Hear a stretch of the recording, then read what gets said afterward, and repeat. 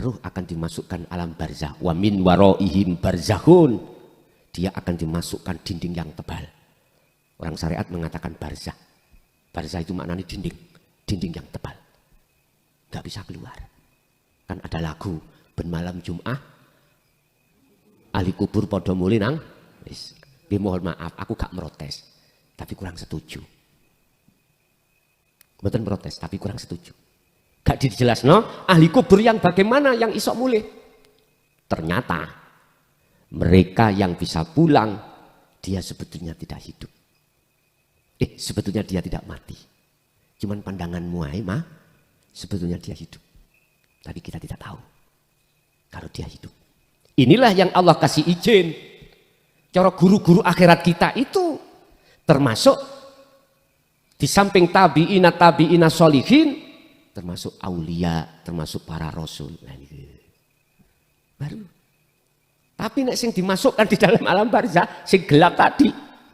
Wong ke dinding ya, Pak. Ya enggak bisa. Enggak bisa. Aku yakin enggak jauh doa mereka-mereka yang ada di golongan yang sudah ketemu Allah. Enggak jauh doa. Lagu ini kan mang mulia itu karena gak dikirimi donga. Lah ngoten ta ya. Berarti mengharapkan doa. Artinya supaya dituntun. Bagaimana mungkin kita bisa menuntun? Wong kita buta pada Allah, mereka buta. Bagaimana mungkin orang buta menuntun orang buta bisa nyampe ke tujuan? Ora percaya, mungkin mantuk wong lurung nek gak akeh. Meremok karo gandeng ngono tuntun-tuntunan nang omah. Bisa tutuk omah? Bisa nyampe rumah? Enggak bisa. Kecuali Anda punya anak soleh. Soleh itu makrifat. Nah ini. Maka di guru-guru kita yang sudah mangkat, guru akhirat kita yang sudah mangkat, lah ini sing nuntun bahasa proses ngono sing nuntun bisa. Tapi asine sing nuntun iku mung Gusti Allah, ngeten lho. Karena orang makrifat itu sudah lepas diri, keakuan diri makhluk lepas, berarti yang menuntun adalah Allah. Al-Isra 72, barang siapa saat di dunia belum bisa bertemu Allah karena dia itu menolak ajaran tentang dinu tauhid, maka dipastikan dia akan masuk barzah. Gelap pada Allah. Wa adalus sabila, dan jalannya bahkan lebih gelap lagi, bahkan mereka akan tersesat. Enggak percaya pulango secara fisik. Pulango. Meremo tapi mesti Anda tersesat kecegelung got, nabrak tembok, nabrak mobil. Wis tane gak percaya buktekno. Ini jasad minangka percontohan. Ruhania ketika saat gelap hati kita disebabkan isinya duniawiyah, sama gelap pada Allah, ngawur Pak. Ngawur. Lah masa dimana kita belum pada waktunya datang, sisa umur kita, wahai ya ayuhan nas. Saya katakan wahai manusia, lekaslah urusan agamamu apa terserah. Lekaslah ruhaniyahmu itu kembali kepada Tuhanmu. Wa anibu ila rabbikum wa aslimu min qabli ayatiyakumul adzab. Az-Zumar 54. Kembalilah lekas pada Tuhanmu sebelum datangnya kematian.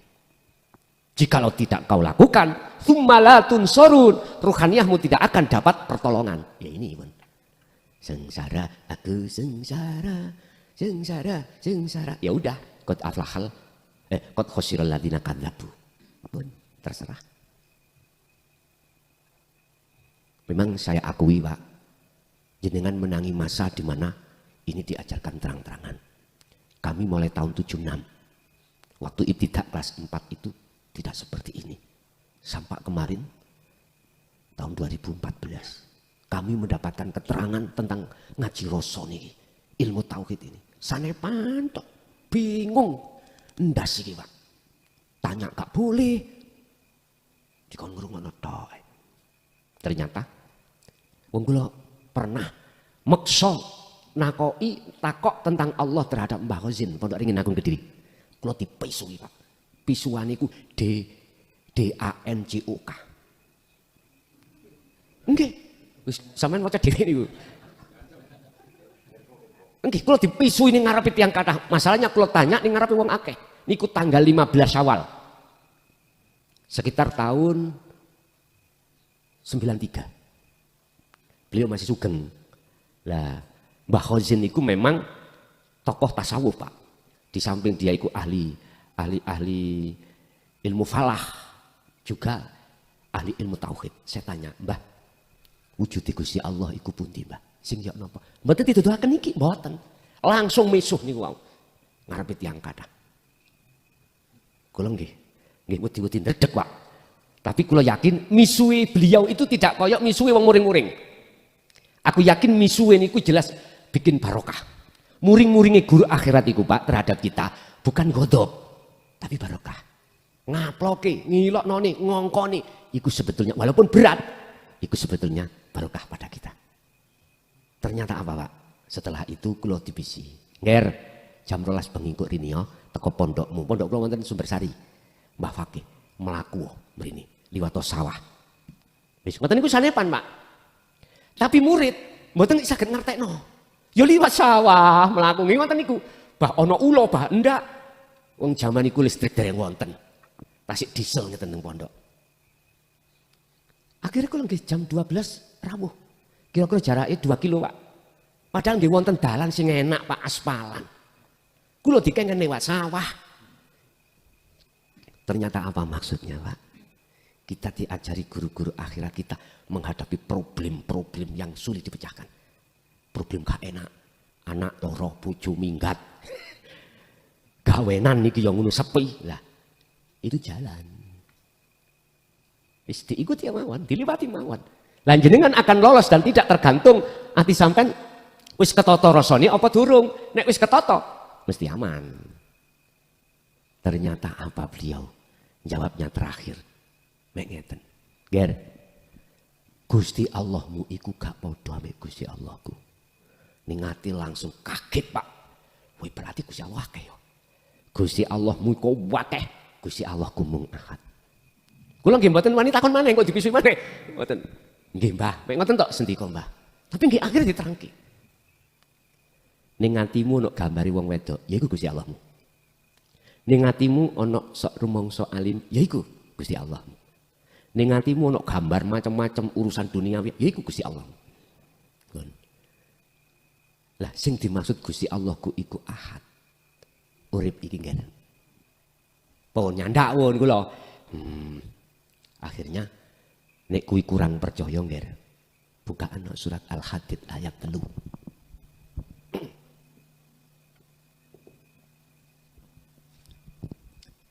Langsung kula buka, Pak. Bunyine ngene. Wal awwalu wal akhiru wadz-dzahiru wal batinu. Gusti Allah iku wujude ya ning awal lan ning akhir setiap aktivitas apa. Sing nguasai segala hal awal dan sampai rampung iku Allah nggih. Zahir lan batin ya ning jaba lan ning jero nggih. Ya ning nduk ndi ae nggih. Wis pun. Kok umpama cara akal kula mboten wani takon, mboten cair Pak nggih. Berarti pisuane Mbah Khoizin niku barokah munggo kula. Lah ngoten lho.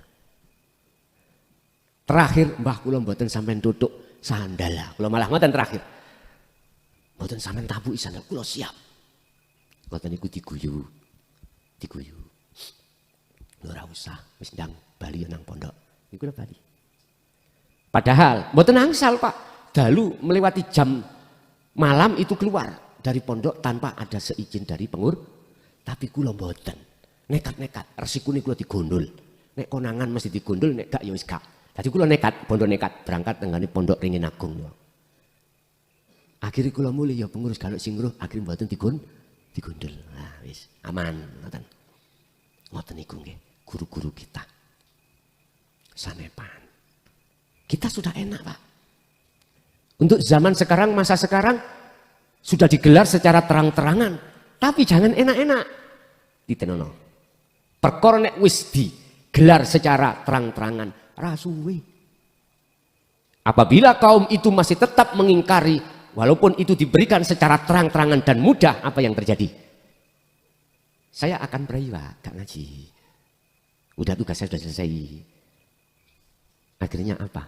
Allah akan mengutus utusannya berupa malaikat turun ke bumi, wa ahlaknahum, akan membumi hanguskan kita. Udah. Itulah sejarah-sejarah para rasul ke atas itu memang begitu. Tinggal nantinya Allah membentuknya penghancuran lewat apa? Macam-macam. Kalau umpama zaman Nabi Nuh berarti banjir bandang. Jadi sekarang tsunami. Piro ini? Gusti Allah nek numplek nih lautan, ngoten nggih. Berapa? Bisa tadi. Saya bukan ahli paranormal, saya bukan orang yang ahli tahu, bukan Pak, mboten. Saya cuma mengatakan sesuai kisah, sejarah-sejarah Nabi dan Rasul para umatnya seperti itu. Cuman macamnya banyak, macam-macam. Ada yang gempa, ada yang hujan batu. Tapi di situ diterangkan wa anjainahu ma'ahu, dan kuselamatkan orang-orang yang masuk di dalam kapal. Bahasa Nabi Nuh, sapa sing mlebu kapal Nabi Nuh mesti selamat. Ma'ahu sertane Nuh. Niki nek kula artikan dialah kapal itu adalah dinul haq. Udah, ruhannya sampean selamat ning dunya iki sangka dini kekejaman hawa nafsu, apalagi setelah kematian. Udah bebas. Benar. Kalau saya terjemahkan secara fisik syariat, pasti akan terjadi penghancuran Allah lewat malaikatnya yang diutus. Jadi malaikat wis gak ngaji, mboten. Langsung cara laut ditumplek, cara gunung dijeblos nih, cara bumi didelep nih. Wis, lewat apa besok? Yes, kita tunggu. Kita tunggu. Tapi yang menarik adalah wa anjainahu ma'ahu, dan kuselamatkan mereka yang mengikutinya. Ma'ahu beserta orang-orang yang percaya di dalam dinut tauhid. Pun ayo diperiksa awak dhewe jenengan wekdal sadurunge nampa niki ati sampean piye ketika menghadapi kondisi dunia. Monting, Pak. Tapi setelah jenengan hati sampean kemasukan rasa, membangun rasa kepada Tuhannya, gak gampang monting jenengan.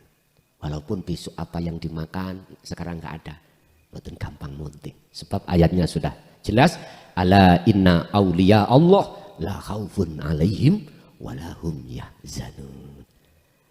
Ingat, sesungguhnya para kekasih Allah, kasih Allah yang masuk di dalam dinut tauhid dan mengamalkannya. Mereka la khaufun alaihim walahum yahzanun. Gak mudah khawatir, gak mudah takut, gak mudah gelisah. Karena apa? Rohaniah selalu menghadap kepada Allah. Bentuknya iman, rasa di dalam diri jenengan tidak ada yang lain kecuali aku, Allah. Paham ya? Niki untuk sasi Ramadan kula mboten saged rawuh dugi, mungkin saged diterusake nek ngene Syawal. Jumat napa Gus Kliwon? Jumat Kliwon nggih. Insyaallah mungkin kula tinggalane Jumat Kliwon itu. Nggih, Bapak Ibu, itulah apa yang telah diberikan oleh Allah. Disimpulkan nyembah yang benar adalah ketika yang menyembah sudah bertemu yang disembah. Bisanya bertemu, pertama prosesnya mau tidak mau wajib hati jenengan masuk di dalam ajaran dinut tauhid. Lalu mengamalkan sesuai petunjuk yang disampaikan guru-guru akhirat kita. Akhirnya kita kholwat, kita zikir dengan zikir rasa, disitulah akan terjadi pertemuan. Ingat, kesimpulan ini dimasukkan di dalam surah Al-Kahfi ayat 110. Ada dua syarat untuk bisa bertemu Allah. Pertama, wa man kana yarju liqa'a rabbih falyamal amalan sholihan. Bangunlah rasa alias zikir rasa. Ketiga, satu iki, dua adalah wala yusyrik bi ibadati rabbi ahada. Lepaskanlah dalam hatimu makhluk-makhluk apapun. Keakuan makhluk dalam diri jenengan ketika beraktivitas apapun, lepaskan. Berarti nafi. Nafi atau tidak boleh menyekutukan Allah. Syirik harus lepas. Pun ini kesimpulannya. Al-Kahfi ayat 110 atau ayat yang terakhir. Barang siapa yang ingin bertemu Tuhannya, pertama falyamal amalan sholihan. Ini penegasan Allah yang ditegaskan oleh Kanjeng Nabi, yang sekarang diteruskan guru-guru kita akhirat. Kedua, di falyamal amalan sholihan itu hati jenengan tetap notoro rasa. Yang kedua, wala yusyrik bi ibadati rabbi ahada. Ketika Anda beraktivitas apapun, jangan pernah hati kita menyekutukannya. Alias lepaskanlah keakuan rasa, keakuan diri sebagai makhluk yang segala-galanya. Setelah itu akan muncul akunya Allah di dalam diri jenengan yang segala-galanya. Kita masuk dalam sesi tanya jawab, duren cangkoan, leren rokokan. Monggo menawi wonten sing tanglet.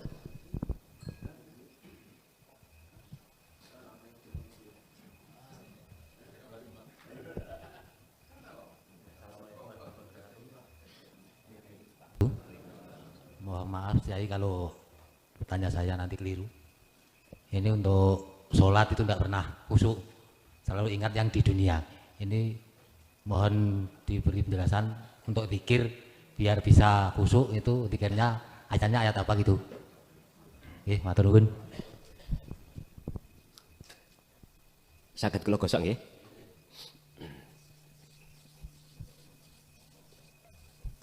Ketika kita masih di kelas AM berarti kelas umum, kelas syariat,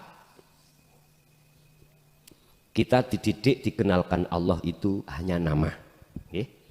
Lewat kalimat tauhid, la ilaha illallah, nama. Ini disebut dzikir jahar.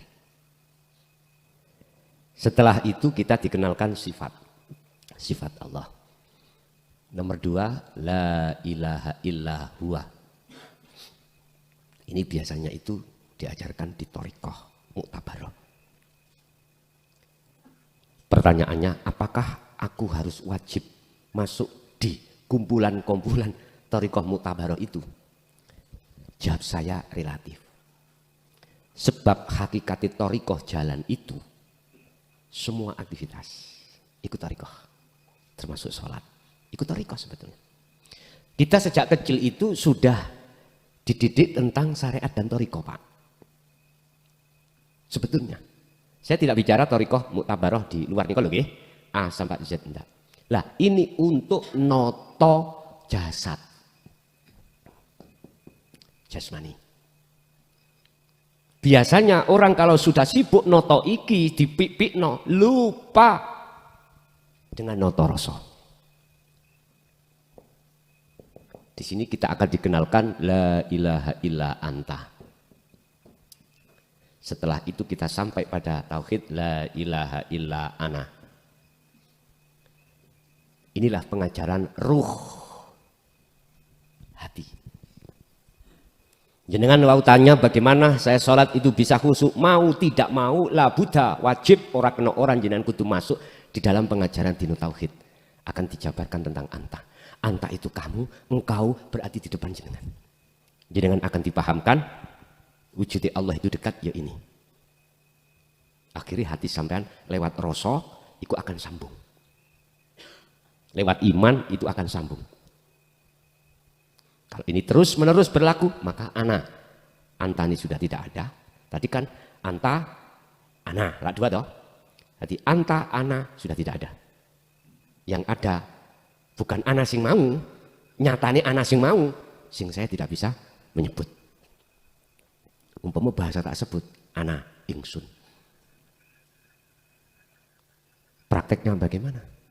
Ya sudah, jenengan ketika saat sholat, sibukkan hati sampean iku dzikir rasa. Fungsinya dzikir rasa kan ngimani, ngerasakno yen sing agawe iki keakuane Allah bukan keakuan jenengan. Terus itu manakala jenengan dimasukkan urusan dunya, eling anak misalnya nggih, hati langsung masuk urip ning sak jerone anak, berarti Allah lagi. Ini nanti kalau sudah terbiasa. Tapi kalau jenengan iki dimasukkan Allah gara-gara sampean rasa iku sambung menyang urip, akhirnya akal hilang, hati yo hilang terkait urusan apa wae ya iku jenenge jadab. Jenengan akhirnya lali urusan rakaat. Isok-isok bisa-bisa subuh mestinya cara syariat 2 rakaat menjadi 10. Sampean enggak ngerti lalai sudah. Lah bagaimana hukumnya salat yang seperti ini? Mohon maaf ya. Hukum syariat itu tidak bisa menghukumi orang gendeng. Hukumnya cuman maklum. Orang gila ya nggak bisa. Dihukumi nggak bisa. Sebab bighairi aklin. Apa? Akalnya nggak fungsi. Otomatis nafsunya nggak fungsi udah. Betul apa-apa. Wis mengalir mawon, gak usah wedi. Gak usah takut. Sebab yang meletakkan di situ ya siapa? Gitu aja. Jadi yang penting waktu sholat noto rasa iki wajib pun. Sampai lo kan pertanyaannya kan pingin khusyuk lagi. Ya itu caranya. Anta itu dekat, engkau dekat berarti ning ati jenengan iku rasane kudu dibangunkan merasakan kalau Allah itu dekat. Mengimani kalau Allah itu dekat. Mengapa dekat? Karena hanya Allah lah yang berlaku. Bukan kita. Oh, mengalir mawon terus. Dongeten iki yang seperti ini semacam ini ya jangan hanya diterapkan waktu sholat aja. Waktu aktivitas apapun. Udah biqadril imkan lakukan ini sesuai semampu panjenengan masing. Nanti akan nilai sendiri nanti. Paham Pak? Nggih. Mungkin ada lagi?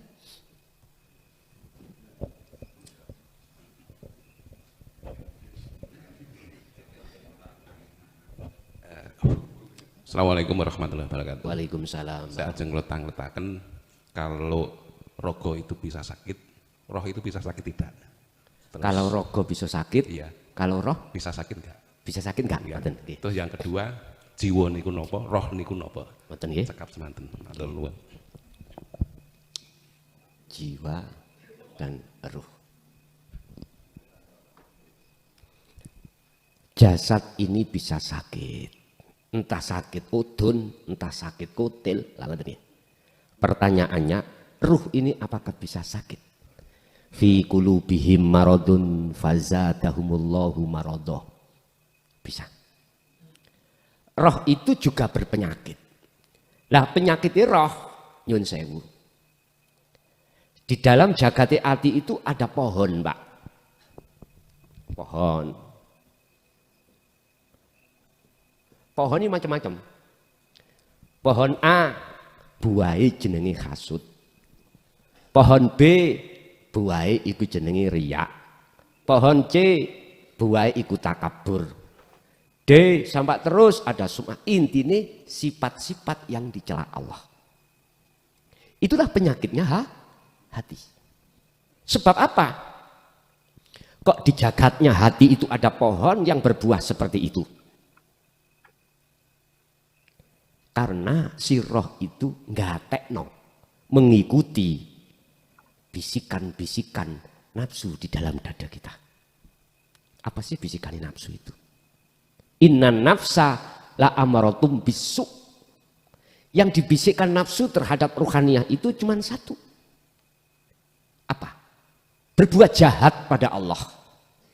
Bentuk jahatnya melalaikan. Kalau semua apapun itu yang berwenang adalah Allah. Akhirnya apa Pak? Akhirnya ruhaniyah kita itu merasa punya ini, punya itu, bisa ini, bisa itu, lah gitu lah. Ini di dunia thariqah lewat dzikir sirri diprotoli buai Pak.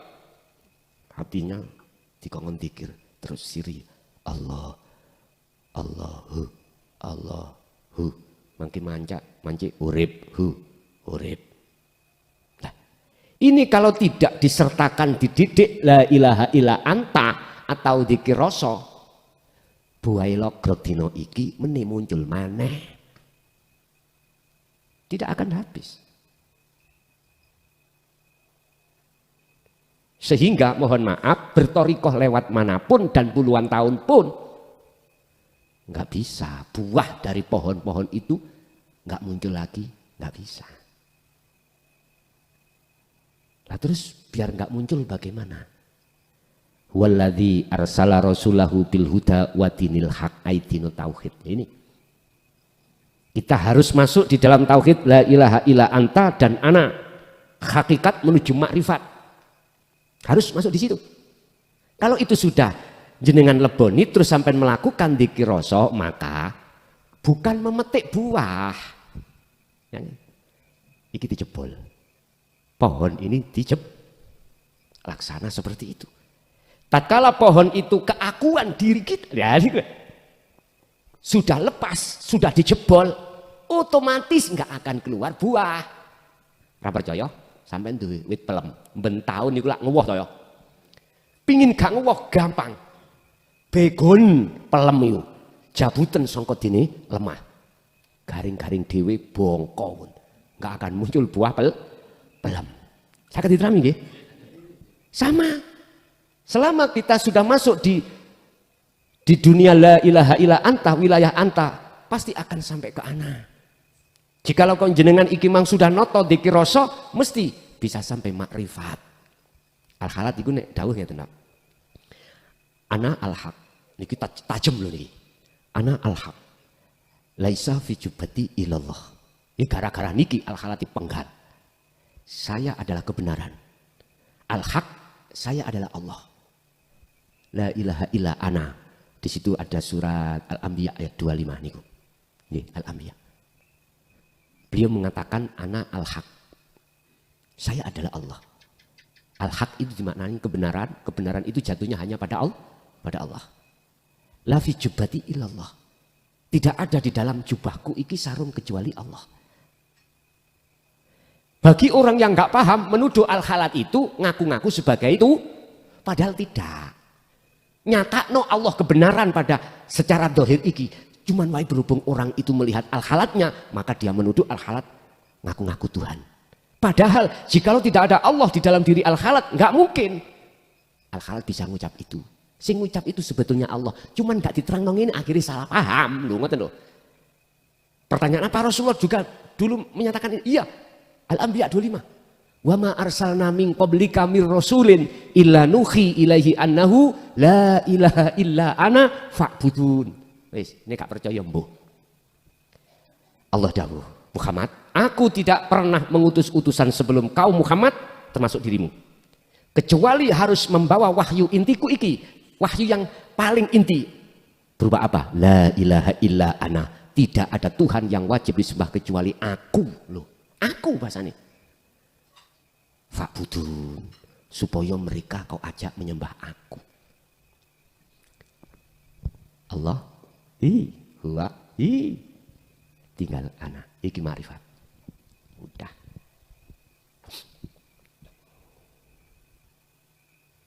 Nah, penyakit-penyakit yang ada dalam diri kita itulah Bapak Ibu, akhirnya jenengan ketika ngadepi persoalan dunia, lebih-lebih perkara nggak enak wujudnya ati panas, loro ati, panasi ati digawa dhewe, nek panasi sengenge disangga wong akeh, pilih ndi ya.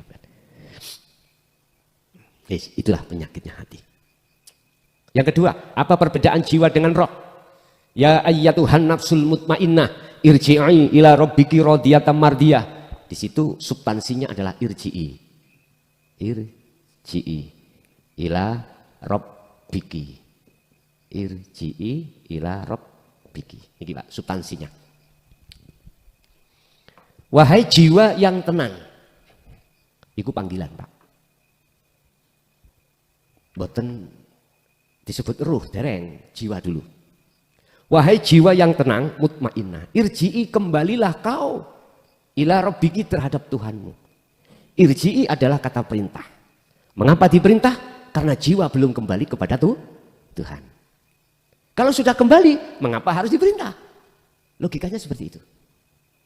Hati irji'i adalah fi'il amar, fi'il kanggo perjalanan memerintahkan. Kata perintah, mengapa sebab diperintah? Karena jiwa belum kembali. Kok disebut jiwa? Kok bukan ruh? Karena posisi ruh itu masih kotor. Akhirnya disebut jiwa. Apa jiwa itu? Terdiri dari 3 huruf. Orang Jawa mengatakan nafsu, nafsan. Nafsu itu jiwa. Artinya ruh yang masih kotor disebut jiwa. Nah, iki kok mutmainnah karena ruh itu sudah jinak. Mutmainnah itu anteng. Mengapa jinak? Mengapa anteng? Karena sampai noto rasa. Berangkat menyang urip. Wahai jiwa yang tenang, damai, kembalilah kau pada Tuhan. Berarti posisi dawuh iku jiwa belum dikatakan ruh. Artinya antara ruh dengan jiwa itu masih dalam satu kesatuan. Contoh, jeruk. Sebelum makan itu ada perintah. Once ono. Berarti bahasa once ono kudu melepaskan antara kulit dengan isi. Oleh karena ruh itu tadi masih terkuasai oleh nafsu jiwa, maka ada perintah irji'i, kembalilah pada Tuhan. Berarti harus dilepas. Kalau sudah dilepas, di situ kan ada rodiyata mardiyah, gitu. Fadkhuli fi ibadi wadkhuli jannati. Tapi ono rodiyata mardiyah dulu. Artinya jenengan iki ngelepasnya itu sudah harus ridho dan ikhlas. Dikatakan ikhlas ridho seperti orang tukang parkir. Diambil mobil mewahnya oleh si pemilik, nggak mungkin tukang parkir niku gandoli lah ngerti. Iki wekku, nggak mungkin. Mesti monggo. Malah jalannya itu diamankan lah gitu toh. Bisalamin aminin aman. Garakno banyak manusia nggak tahu tadi tukang parkir. Jadi ning atine sik ngaku, sik ngaku-ngaku. Jiwa. Kalau ini sudah dilepas, berarti dia fadkhuli fi ibadi, masuk dalam golongan ahli syuhud, kekasih Allah, otomatis wadkhuli jannati. Jannati itu berarti bahagia, hati sampai damai, nikmat. Bayangane wong saleh akan surga omah wis mewah ono kuno, bayangane fisik ke bayangane. Ini adalah bahagianya ruhaninya. Jadi apa perbedaan antara jiwa dengan ruh? Kalau jiwa itu adalah nafsu, kalau ruh adalah fitrah. Roh itu adalah nanti loh sing kula sebut hidup.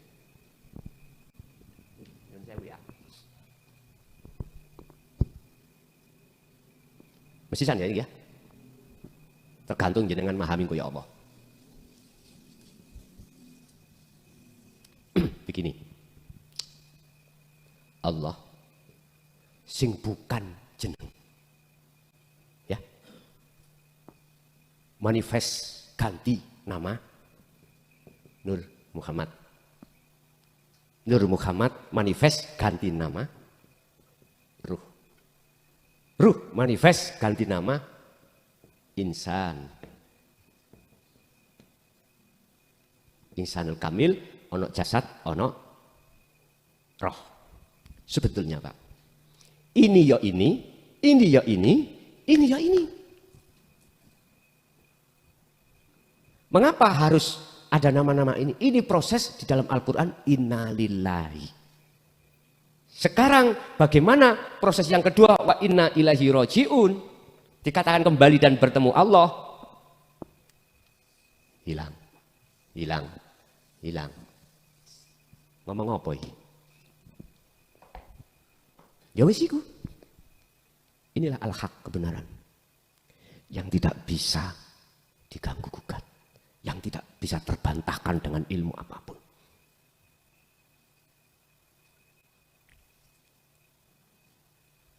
Urusan dong kak dong bukan urusaku. Sehingga ngedong ya sopo. Ya dah ya. Mun ngoten mawon gak usah pusing-pusing. Mbok dipikir teman-teman.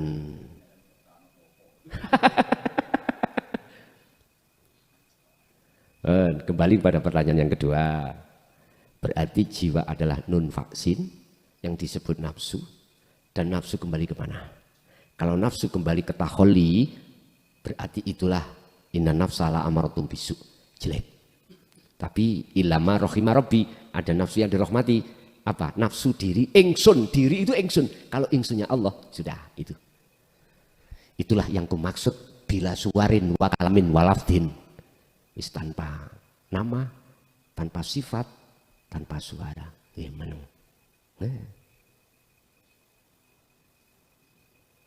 Jadi kita mengatakan ruh dari pandangan mana? Kalau pandangan kacamata syariat, yo makhluk. Kalau pandangan hakikat, beda. Kita runtut asal muasal mau. Jelas Pak ya? Oke, ada lagi.